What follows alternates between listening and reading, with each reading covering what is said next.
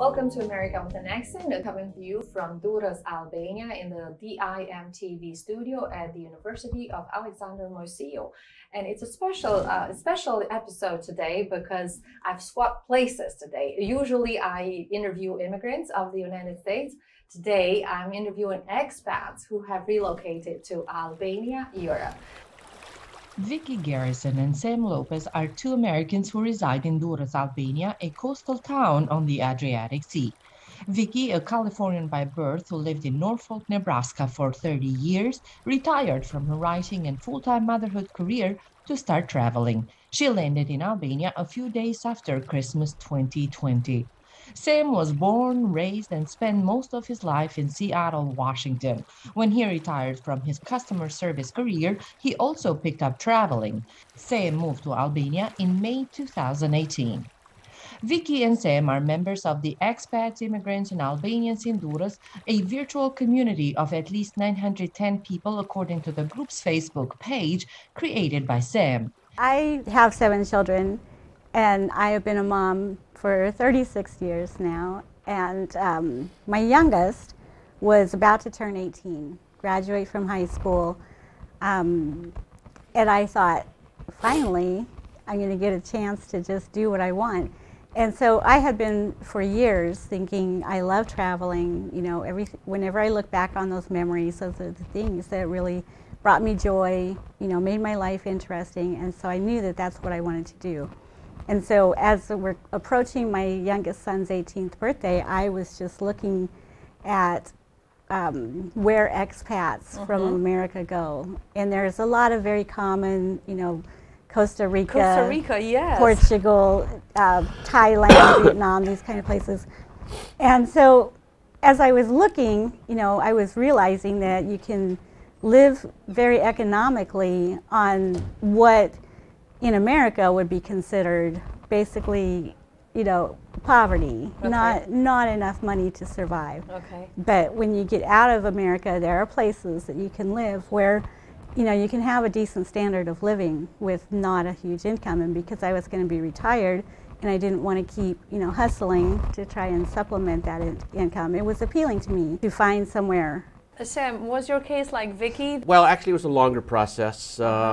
There were a few life discoveries that I had to make and learn through the death of my mother. I determined that most of my life was based on what she wanted for me. What I wanted for me was to travel, and what she wanted for me was your basic American dream, or probably the dream of every other person, to own a house, have cars, have kids, have family.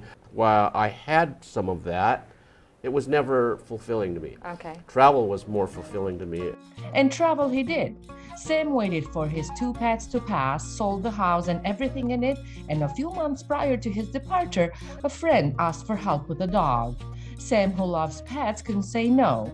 With a suitcase and a pet, he crossed the ocean, lived in Amsterdam for over 3 years, toured Europe, and moved to Bucharest, Romania, before deciding on Albania. Why did you pick Albania? The places that I looked at where most expats go didn't appeal to me for various reasons, and I came across a video on YouTube of a girl named, she's a travel vlogger, Alina McLeod, and she was in Albania. I just watched all of her videos about Albania, and I was like, that looks amazing. It's by the Mediterranean Sea, it's, you know, central, in, you can go to anywhere in Europe, right by Greece, right across from Italy. All of this was just like, that sounds really good. And so then I really dug in and started doing more research and finding out, you know, is it safe? Is it, you know, what is the cost of living? What are the requirements? All of these things that I was just trying to. And at some point in all of this research, it just occurred to me that there is absolutely nothing stopping me from just going right now. All right. And I was like, well, I'm going to go for it. And my kids were like, you should go for it, Mom. And so I just bought I bought a one-way ticket, and I've been here for almost a year. All right. Yes, I was living in Bucharest for about 1.5 years, and my resident permit was expiring, and I was deciding, do I want to reapply or do I want to find someplace else to live?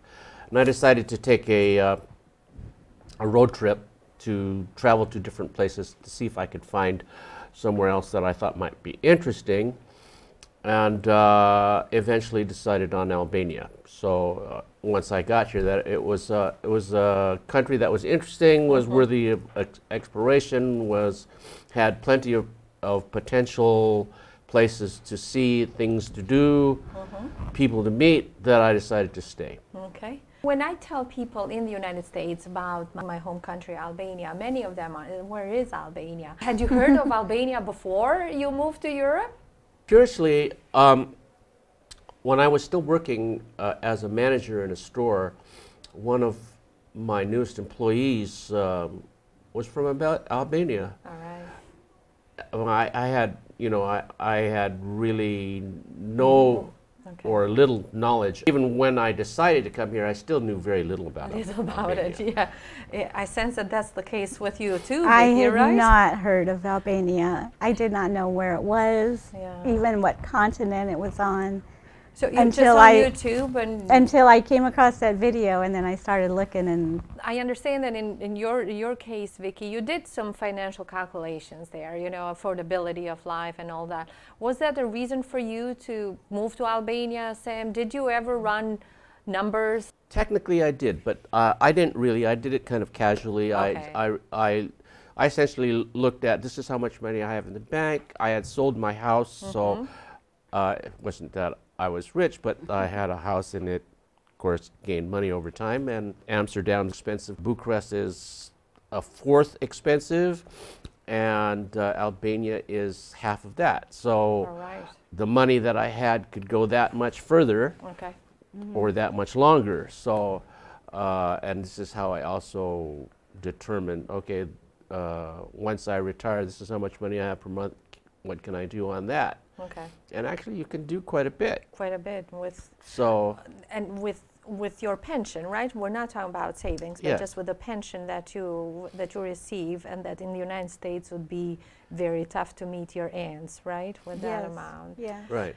And we will get back to affordability of life in Albania, but first let's see how and what one should do in order to relocate to Albania. For an immigrant to move from a different country to the United States, it's a very long process, very, very long process. How was your process? How difficult was to, just say that, all right, I'm going to a different country? Was it difficult at all? For me, it was so easy. Easy? Yes, it was. And it was kind of mind-blowing because, this was in 2020, where I had spent the year in lockdown. I barely left my house.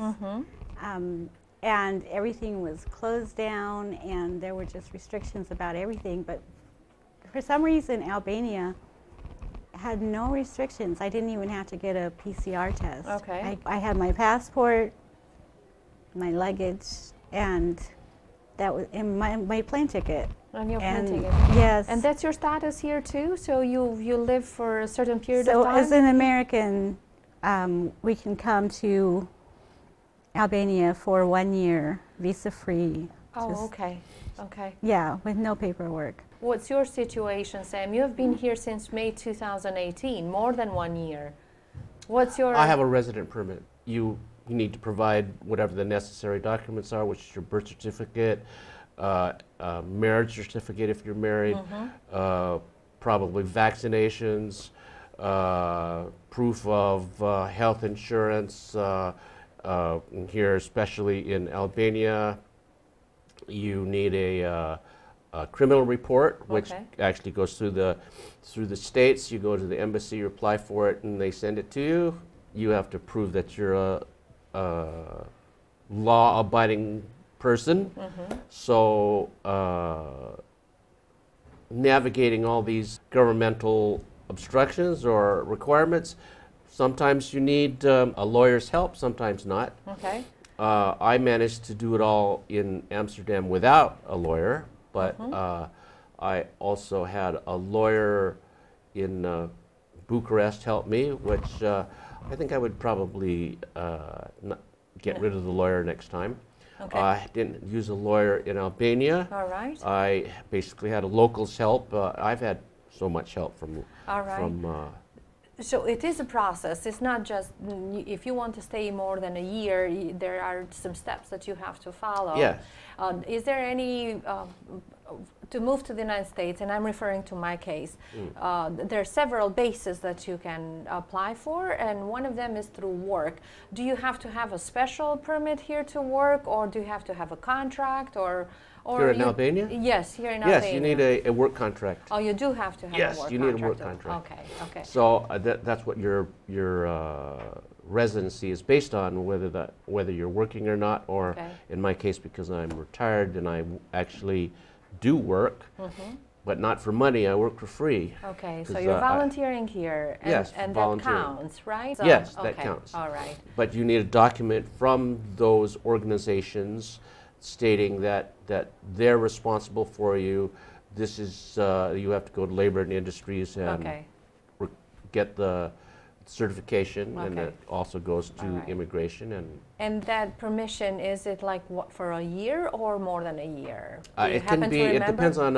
It can be a contract stating a specific period of time or indefinite. Indefinite. I think probably they would be more open to, like, say, a 1 to 3 year contract, and then renewable at the end of the term. And depending on the contract, the work contract, that is the length of your permission to stay in Albania as well, correct. Residency? Yes, okay, yes. so it depends on that, yes. right? Okay, so this is the documents, and we kind of understand now that if you want to stay for a year, you don't really have to. Do you have to leave the country after a year, Vicky? After a year, I have to leave for at least 30 days, or 90 days, sorry.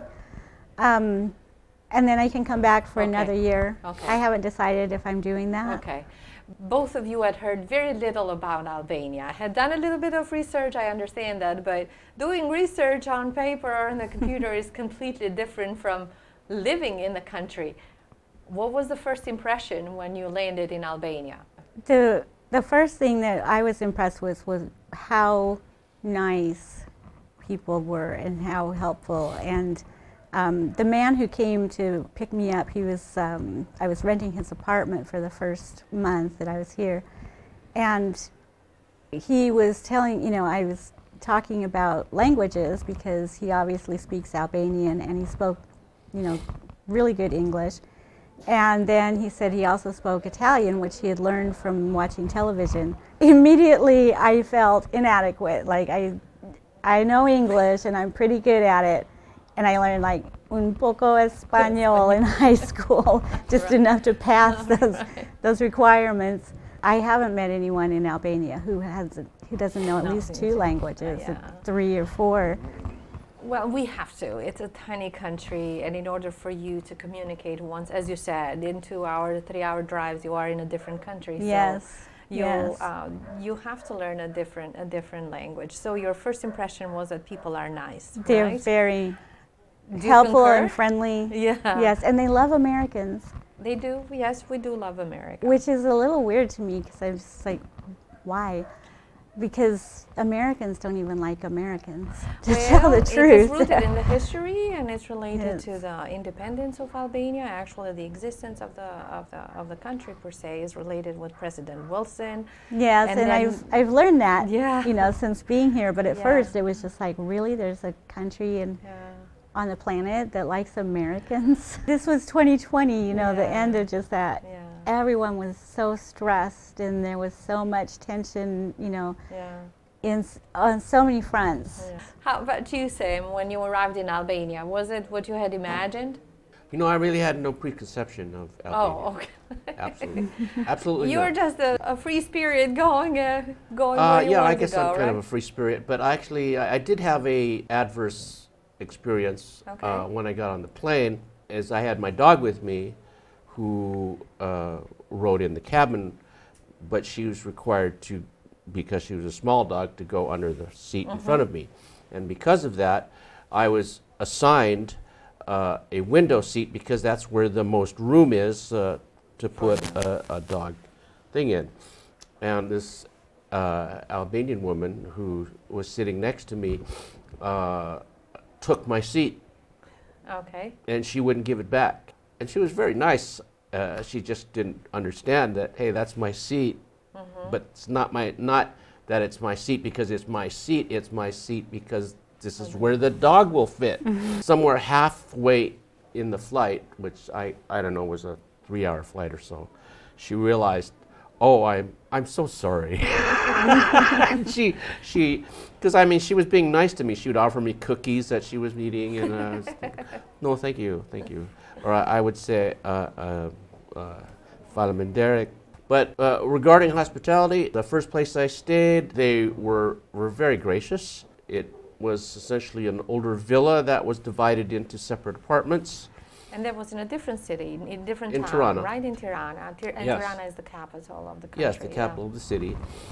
And I stayed there, I don't know, several days, or maybe it was a week or so, but the people were very friendly. I moved to a hostel, and according to my Google Maps, it was in a place that it wasn't clear where that was. So I asked a guy who was on his way to work, I guess, and he said, oh, I'll help you, and he led me down a few alleys and realized, oh, this is not it, and finally realized I have no idea where this is.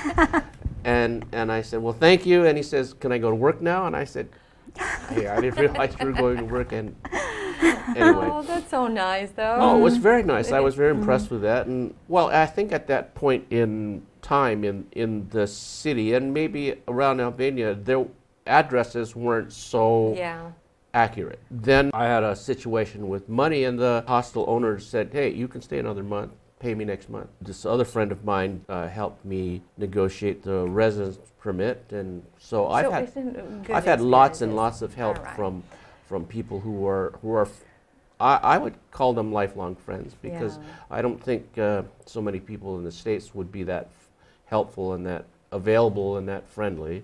Albania to me feels like going back to the culture where, you know, when I grew up, when I was a kid in like the 70s, 80s. Albania now to me is like the 50s and 60s. It was much more relaxed, and I think people were a lot more friendly. They were more neighborly. They were more family oriented, and there was community. And we've really lost that. Vicky continues to be an avid writer, documenting her travels on her Facebook page. According to her, she spent between $711 to $811 a month while in Albania, with $200 allocated for renting a 2-bedroom apartment for her and her son, $300 for groceries, and so on. As Vicky puts it, this is just what I spent for basic needs. Your mileage may vary. I understand that since you are a resident now, you have a permission to stay in Albania and reside in Albania. You had to have the health care or the health insurance. Is it affordable? Oh, yes. It is, right? For people under 65, it's 50 euros a year. A year? That is very affordable. Did you ever need to use a hospital here? Several times. Several times? Yeah. Are you pleased with the... I'm sorry? Are you pleased with the health service here? How is it? I'm totally pleased with it. You are? The service I've gotten is quite, I wouldn't call it exceptional, but was definitely better than I thought. Okay. I even rode an ambulance a couple of times. Okay. I mean, in the States, you know, riding in an ambulance is thousands of dollars. Yes, it is. That they charge to your insurance if you have insurance. And for me, it was like free. It was like, hey. Yeah. Did it help you when you went to the hospital? If you didn't have the health They didn't even insurance, ask for it. They didn't even ask for it, right? I'm not sure when they do check it. I mean, even at the American hospital that I assume is a private hospital, they never ask for it, but you pay a fee to get checked in. You pay a fee for each visit with a doctor or a specialist or whoever. And then you pay a fee for every test that you have done. Okay. So I've spent like several hours there, maybe 6 hours there, and ended up paying maybe less than 100 euro. Okay. Well, that is very reasonable. Absolutely, especially when we're talking cardiologists and we're talking x-rays and tests, blood tests and things like that. Where in the States, we're also talking thousands of dollars. Yes. We're also talking two different health systems, one that is for profit and the other that is a public service. Yeah. And Vicky, I understand that you chose not to have health insurance while staying in Albania? More like I just procrastinated it. Okay. I All keep right. saying I'm going to get it because I know that it's inexpensive, but I just keep putting it off. And now I have just a couple months left before I leave. I mean, I've heard from other expats that they've gone without insurance and it was not so expensive that it was, you know, going to put you into bankruptcy. Yeah. You know, usually they have that amount of cash on hand. It is not because I think I don't need it or it's just procrastination. Okay. Yes, that's All right. it. Well, thank you for your honesty. All right. Another question is the food. And I'm going to give you my example. When I moved to the United States, we're talking about 20 years ago now, I was served enchilada. Enchilada was like this big plate, and I'm like, it's going to take me 2 days to finish that portion. And I didn't finish. But the more years passed by, the more I ate. And now the plate doesn't seem that big anymore. You know, it seems like normal. And if it's not that big, it's not good enough. How about you here? Let's reverse the roles now. How about you here in Albania? How do you find the food? Is food expensive? What is different here? For me, food is not expensive. Because I had been isolating in my own home for most of 2020, I was just used to the smaller portion size anyway. Okay. But when I came here, I was ordering at a restaurant, the first restaurant that I was at, and I ordered a salad and some seafood risotto and something else. But the waiter, he seemed hesitant and he said, I think you will have too much food. And like he was concerned for me that what I was ordering was going to be too much. And I realized later, looking back, that, you know, the portions, people just don't eat as much at a time. Okay. And if you order more than, because a lot of times I would just order, you know, a more extra than what I was going to eat, and then take it home. And that's not actually that common here in Albania, right? Where you either say I want this for takeout, or you eat it. But if you eat some of it and want to take the rest, that's not right. Yeah. When you go to a restaurant, what is an average price? I mean, a doable and affordable price for food. Well, for me, because I don't really have like a huge appetite, I don't think I've ever spent $10 on a meal, and that's dinner, everything, and a drink. How about you, Sam? Tell me about your experience. Although you have traveled so much in Europe, that can give us another perspective too. Albania compared to Europe and Albania compared to the United States. And we're talking about food, the quality, the texture, the price of it. Well, the quality here is definitely better. Fewer chemicals. There are major differences like in meat. How it's treated, how it's cut, how it's cured, how it's stored. There are definitely places that locals say, hey, stay away from there, the meat there is terrible. Go to this place because it's fresher, it's cleaner, it's whatever. It also depends on where you go to eat.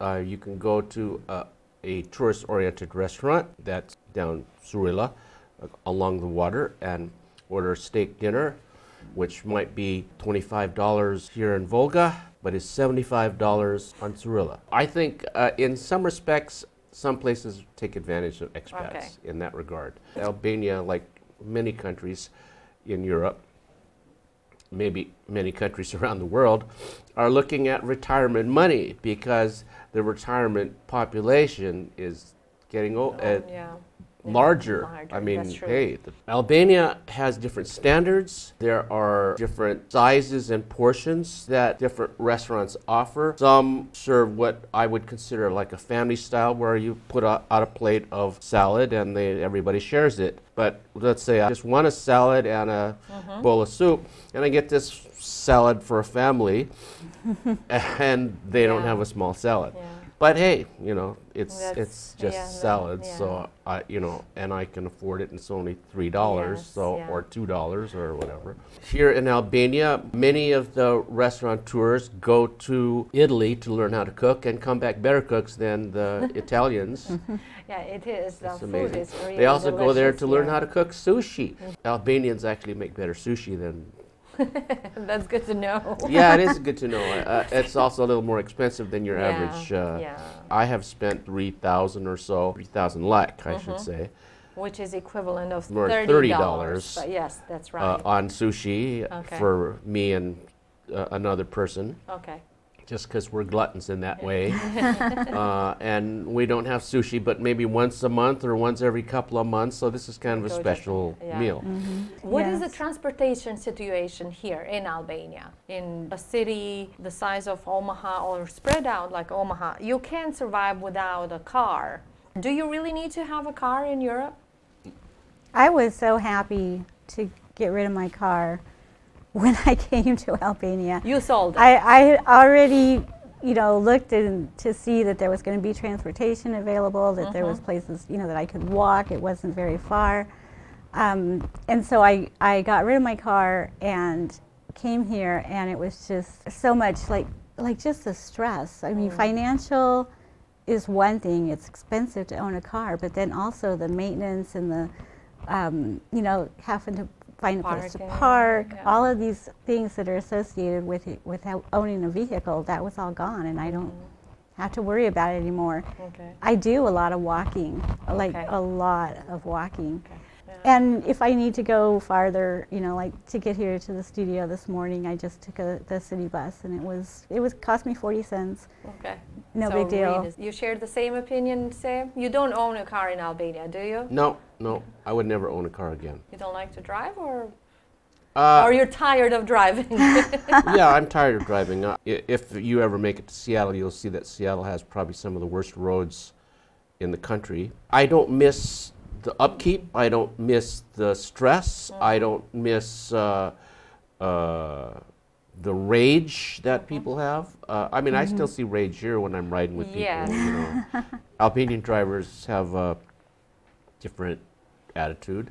If I need to go somewhere, mostly I walk. Now I have a bike. Now I can, if I have to go further than that, I take the bus. Okay. If I have to go further than that, generally I take a train. Okay. Or I really don't care to fly.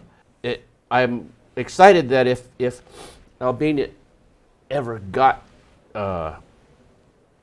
their train system up and running, which the EU decided to give them money to Yeah, recently reopen the there is, rail yeah. system between Durrës and Toronto. I might go to Toronto more often, but Yeah. now it's the bus. The bus is okay, but I don't know, something about riding on trains I like more. Okay. Uh, So the bottom Yeah. line, you don't really need to have the car. You don't have No, to no. need to. You get more physical as well because you walk more, so you contribute to the well-being of yourself. You Yes. know? well, You feel Plus, better. you're outside, and the things that you do in a car you would miss. Yes. You can Yeah. walk by it, and if it's interesting, you can stop and Yeah.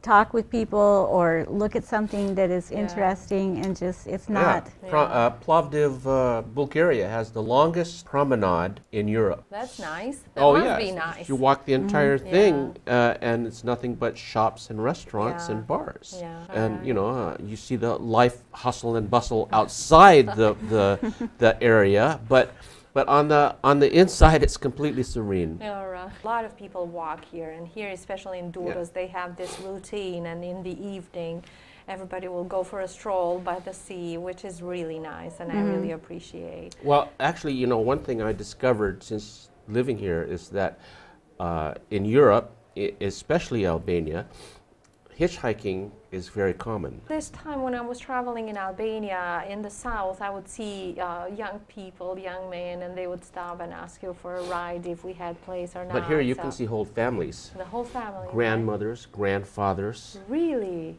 I didn't notice that. Yes. I did not notice that. Since the time of the interview, Vyckie has moved to Greece, where she is contemplating her next move. Sam is in Durrës, where he continues to volunteer for Durrësi Active Center to improve the life quality of city's inhabitants, as well as administer the Expats group's Facebook page. Albania is a former communist country struggling to find its place in the world.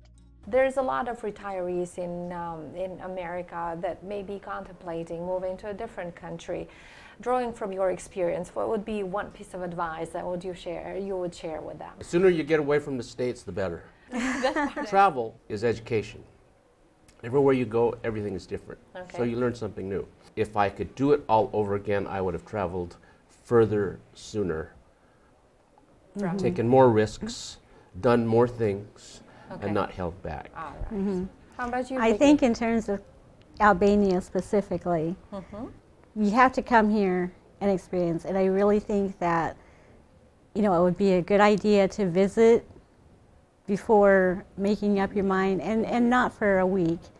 You know, come for 2 months or something, and actually get to know the areas. Don't make a decision and say, well, I'm definitely going to, especially not based off of YouTube videos. Saying this from experience. Yeah. The really cool thing I think about just up and leaving America in your retirement is that, and this is something that really didn't occur to me while I was there, is we speak English. It's embarrassing, but at the same time, it's a privilege that I really took for granted. There are so many places that expats go, and they have their reasons, and each of them is very unique in the experience and what is it that you're looking for. And when I found the one here, Albania, I was like, this has it all. But because they speak English, you know, I could make that choice. I wasn't limited to, well, I have to go here or here, or I have to learn another language. All right. Well, faleminderit, Vicky. Faleminderit, shumë. Faleminderit, Sam. Të lutem. Okay. Well, thank you both for your time and your thoughts.